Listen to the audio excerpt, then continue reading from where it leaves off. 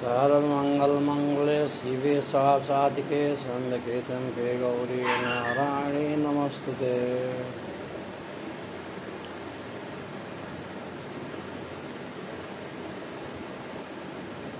मैं डॉक्टर चंद्रशेखर तिवारी, जूथा लाल संस्कृत महाविद्यालय मझौलिया, पश्चिम चंपारण। आज ऑनलाइन क्लास के माध्यम से मैं पुनः शास्त्री प्रथम, द्वितीय, तृतीय एवं उपशास्त्री के छात्रों को महाकवि कालिदास पर कुछ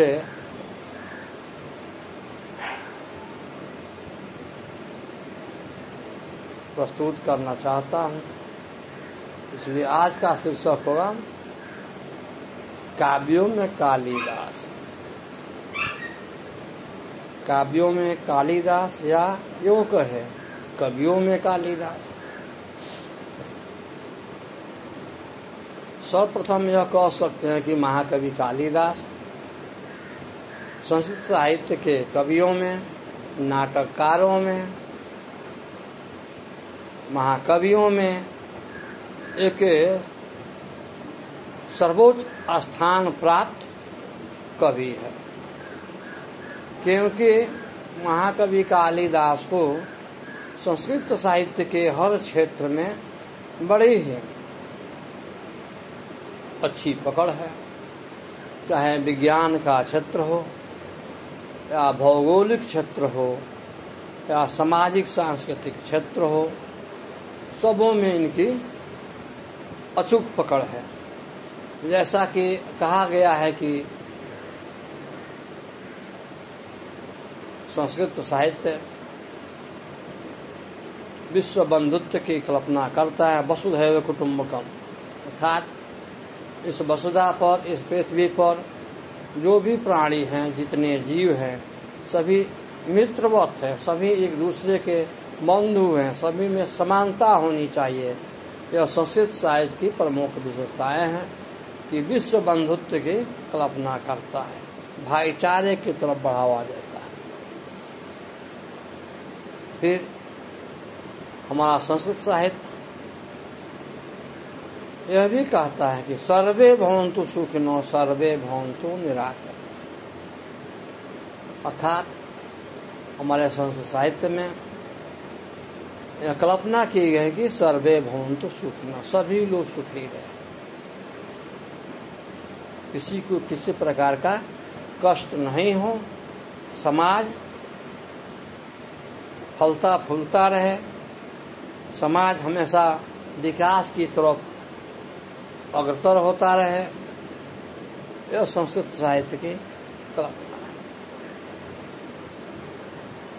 इसी तरह की कल्पना महाकवि कालिदास में भी देखी जाती है, क्योंकि कवि कुलगुरु कालिदास संस्कृत साहित्य में जो अपनी छाप प्रकट किए हैं, छाप को छोड़ा है, चाहे वो ऋतु संहार हो, या कुमार संभव हो, मालविकाग्नि मित्र हो, अभिज्ञान शाकुंतलम हो, या फिर यूँ कहे कि मेघदूत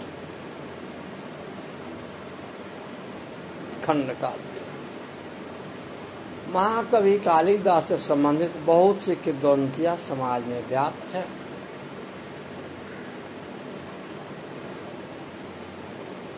कतिपय विद्वानों का यह मत है, या यूँ कहे कि अधिकांश विद्वानों का यह मत है कि महाकवि कालिदास की 7-8 प्रमुख रचनाएं हैं। ऋतु संहार जो उनकी प्रारंभिक रचनाएं हैं, मालविकाग्नि मित्र यह नाटक में प्रथम है, विक्रमोर्वशी यह नाटक की दूसरी पुस्तक है, जिसमें विक्रमादित्य और उर्वशी के प्रणय कथाओं का वर्णन है। और फिर जो तीसरा है उनका नाटक, वो है अभिज्ञान शाकुंतलम। अभिज्ञान शाकुंतलम संस्कृत साहित्य के नाटकों में, या कालिदास के नाटकों में सबसे प्रमुख नाटक है। और ठीक इस प्रकार रघुवंश महाकाव्य, कुमार संभव महाकाव्य, एवं खंड काव्य के रूप में मेघदूत भी कवि की रचना है। कुछ विद्वानों का मत है तो सुतबोध भी महाकवि कालिदास की रचना है। इसमें छंदों की व्याख्या की गई है, छंदों की पहचान और लक्षण की व्याख्या की गई है।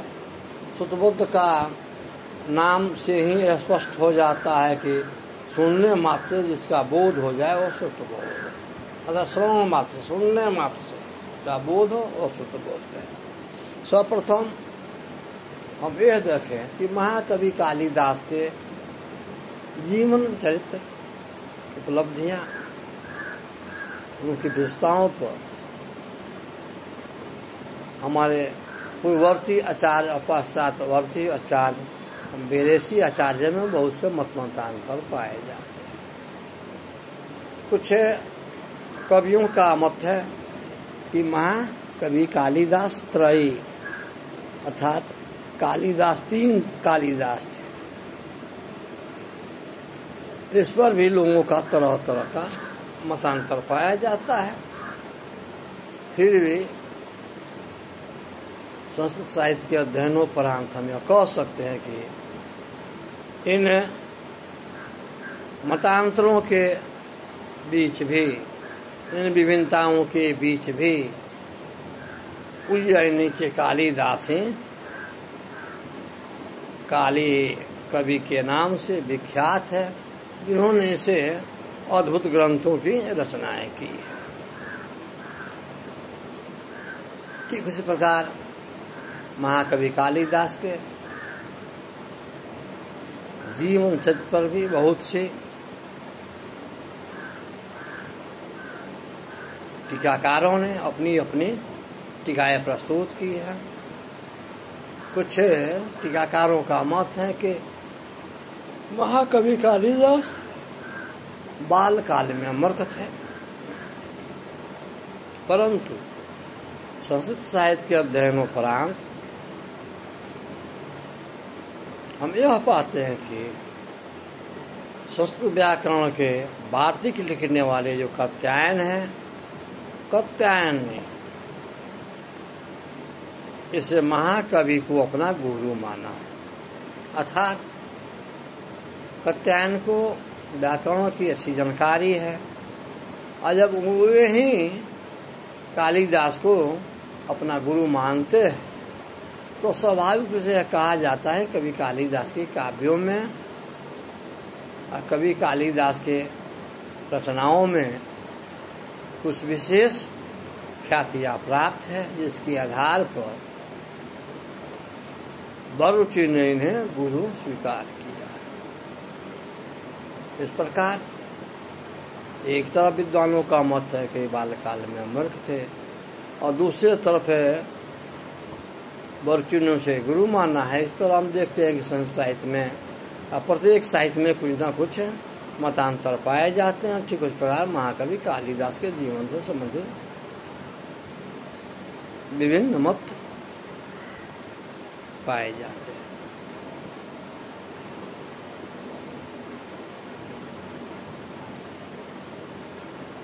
हमारे नाटककार, हमारे महाकवि कालिदास ने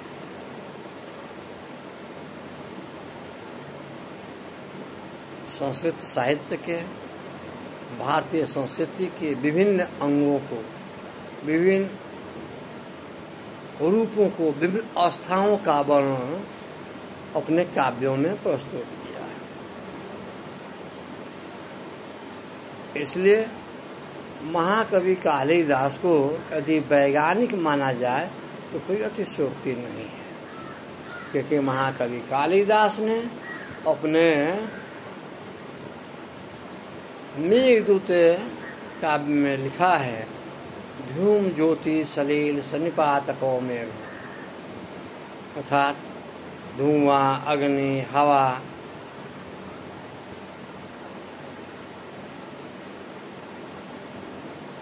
के सम्मिश्रण से यह मेघ की उत्पत्ति हुई है। अर्थात इन तर्कों के आधार पर हम कह सकते हैं कि महाकवि कालिदास को विज्ञान की भी जानकारी थी। ठीक उसी प्रकार महाकवि कालिदास को यदि भौगोलिक मानचित्रों का यदि ज्ञाता माना जाए तो कोई अतिशयोक्ति नहीं होगी, क्योंकि मेघदूत में ही उन्होंने मेघ को अलका जाने के लिए उज्जैनी होते हुए संदेश दिया है। अर्थात कवि ने अपने काव्य में लिखा है, यद्यपि वक्र पंथा नाम उज्जैन, अर्थात कवि कालिदास रामगिरी के पर्वत से अलका तक के मार्गों का जो मेघदूत में वर्णन किया है, इससे पूर्णतः स्पष्ट हो जाता है कि महाकवि कालिदास उज्जैनी के प्रति अधिक लगाव रखते हैं, या उज्जैनी में उनका जन्म स्थान रहा हो, या उज्जैनी का भ्रमण किए हुए हैं। इन तथ्यों के आधार पर हम कह सकते हैं कि महाकवि कालिदास को भौगोलिक मानचित्रों की अच्छी पकड़ थी। तभी उन्होंने कहा कि रास्ता टेढ़ा है, फिर भी उज्जैनी होते हुए जाना। और उज्जैनी होते हुए जाने के बात तो है ही, फिर कहते हैं कि उज्जैनी में जाओगे तो संध्या समय पहुंचो, ताकि उज्जैन के महाकाल मंदिर में तुम्हें भजन प्रार्थना मिल सके। अर्थात भजन प्रार्थना के समय पहुंचो और तुम वहाँ गर्जन तर्जन करो, जिससे वहाँ की ज्योतिया रमणिया यह समझे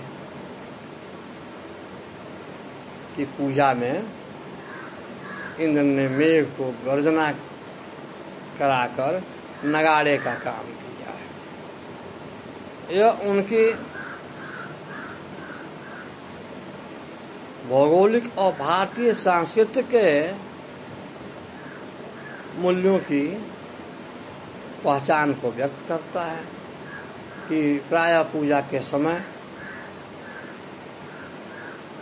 वाद्य यंत्र बजते हैं, घंटे आदि बजते हैं।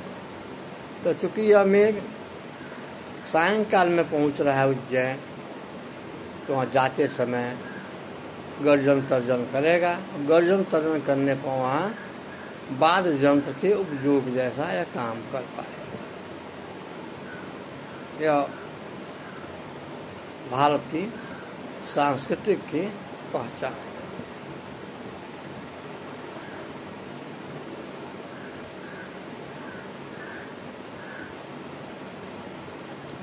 महाकवि कालिदास को पुराणों की भी अच्छी जानकारी है और भारतीय इतिहासों की भी अच्छी जानकारी है, क्योंकि अभिज्ञान शाकुंतलम नाटक के द्वारा जब देवासुर संग्राम हो रहा है, देवासुर संग्राम में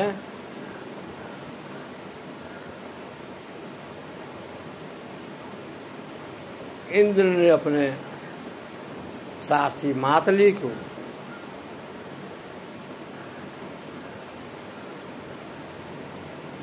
दुष्यंत के दरबार में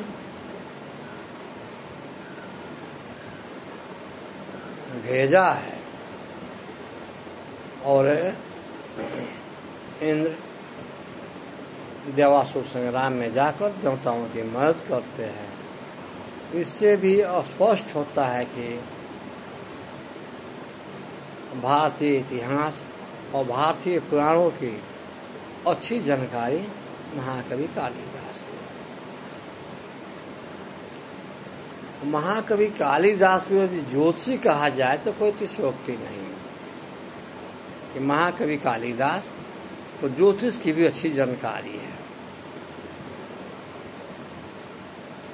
मेघदूत महाखंड काव्य में कवि ने दिवस गणना अर्थात मेघ को एक वर्ष तक शापित जीवन व्यतीत करने का शाप प्राप्त हुआ है, परंतु एन केन प्रकारेण वो 8 मासों को बिता पाता है। और जो ही आषाढ़ मास में आकाश मंडल में मेघ छाते हैं और बादल इधर से उधर गर्जन करना आरंभ करते हैं, तो मेघ को देखकर यक्ष की कामाशक्ति अत्यधिक प्रज्वलित हो जाती है और वह एक निर्जीव प्राणी से याचना करना प्रारंभ करता है। इतना ही नहीं, विद्वानों का मत है कि यह जो याचना है या यो कहें कि जो प्रेम संदेश है वो युग व्यक्ति के द्वारा प्रस्तुत किया जाता है, भेजा जाता है। यहाँ जो मेघ है एक तो निर्जीव प्राणी है और फिर वो इस संदेश को ले जाने के लिए उपयुक्त नहीं है। आलोचकों का मत है जो कामाक्त होता है उससे चेतन का ज्ञान नहीं रह पाता है, अतः यह मेघ काम के प्रति आसक्त है, इसलिए उसने मेघ से अपने संदेश ले जाने के लिए याचना करता है। फिर यदि देखा जाए तो महाकवि कालिदास से वो कहा जाए कि कवि ज्योतिष के अच्छे जानकार है, क्योंकि मेघ जब याचना करता है, यक्ष जब याचना करता है मेघ से मेरे संदेश को ले जाओ, तो कहता है कि जानामि त्वं काम रूपम मघोन।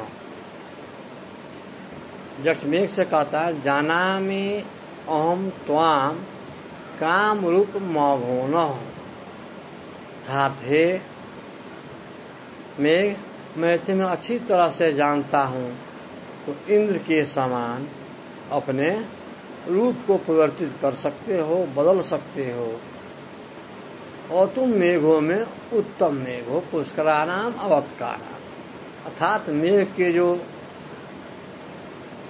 16 प्रजातियां हैं उन प्रजातियों में तुम उत्तम मेघ हो। मैं जानता हूँ तुम पुष्कर आवतक नाम के मेघ हो, तो तुम मेरे प्रार्थना को अस्वीकार नहीं करोगे, मेरे मन को सिद्ध करने में तुम अवश्य ही मदद कर पाओगे।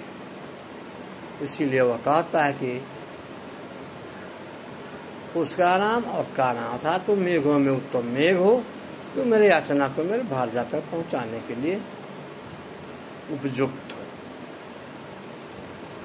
इस प्रकार हम देखते हैं कि महाकवि कालिदास ने विज्ञान, ज्योतिष, भारतीय संस्कृति पूर्ण रूप से विद्यमान है।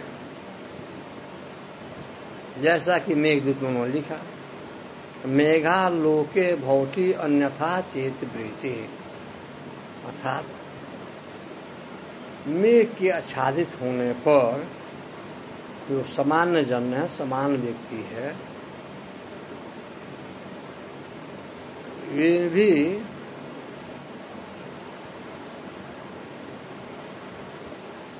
अन्य प्रकार की चेतना को, अन्य प्रकार के अनुभवों को प्राप्त करते हैं।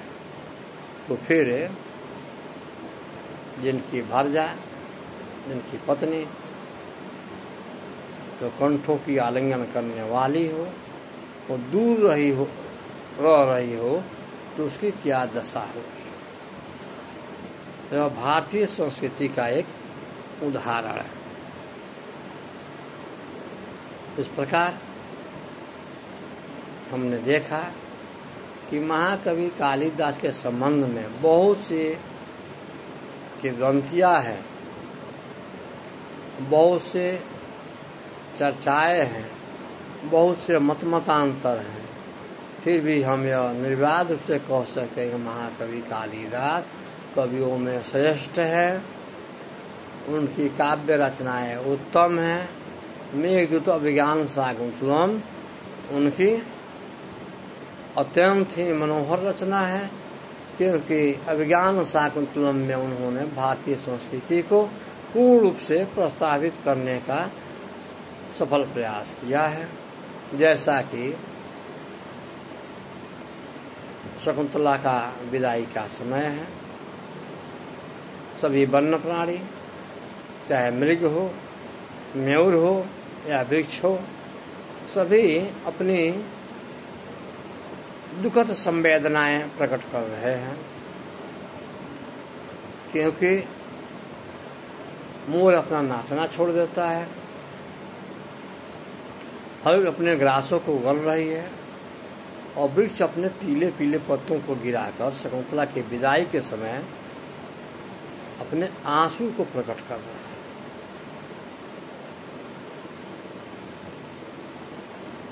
मात्र इतना ही नहीं, जंगल के वृक्ष रेशमी वस्त्रों को उपलब्ध करा रहे हैं, तो करोड़ों जैसे तपस्वी लोग स्वयं कहते हैं कि मेरे जैसे वनवासी ऋषि की अगर इस प्रकार की दशा हो गई है कि पुत्री की विदाई के आते समय मेरा गला अवरुद्ध हो गया है, कुंठित हो रहा है, तो फिर उन गृहस्थों की क्या दशा होती होगी जिनकी पुत्री प्रथम बार अपने पति गृह को जाती है। यह महाकवि कालिदास की भारतीय संस्कृति में उपलब्ध छाप है, उपलब्ध वर्णन है। और तो हम कह सकते हैं कवियों में महाकवि कालिदास श्रेष्ठ है और काव्य में उनकी रचनाएं श्रेष्ठ है। जयतु संस्कृत, जयतु भारत।